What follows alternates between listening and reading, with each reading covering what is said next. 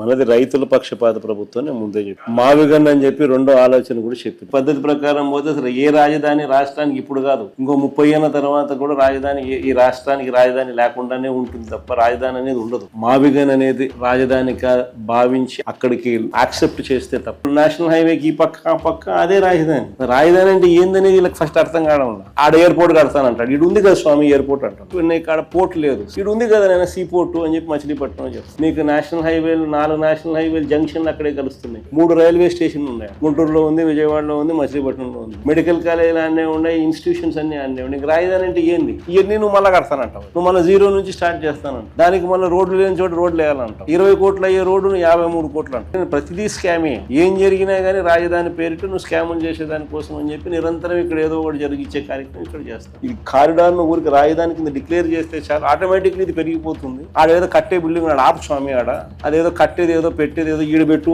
ఆ కారిడార్ ఈ పక్క ఆ పక్క 400 ఎకరాల కన్నా ఎక్కువే ల్యాండ్ ఉంది, సరిపోతుంది అని మనం చెప్తాం. మనం చెప్పేది మోస్ట్ ప్రాక్టికల్. మనం వచ్చిన తర్వాత రైతులకు ఏదైతే కావాలో దాని ప్రకారమే మనం పోతాం తప్ప బలవంతపు భూసేకరణ అనేది చేసే అవకాశమే లేదు. దాని గురించి సమస్య లేదు. మీ కేసులకు సంబంధించి కూడా వైఎస్ఆర్సీపీ తరఫున లీగల్ ఎయిడ్ కూడా సపోర్ట్ చేస్తాం. మీకు అన్ని రకాలుగా మీ తరపున కేసుల్లో కూడా మీ తరపున కూడా వీళ్ళు వకాల్తా పుచ్చుకొని మీకు సపోర్ట్ గా కూడా నిలబడతారు.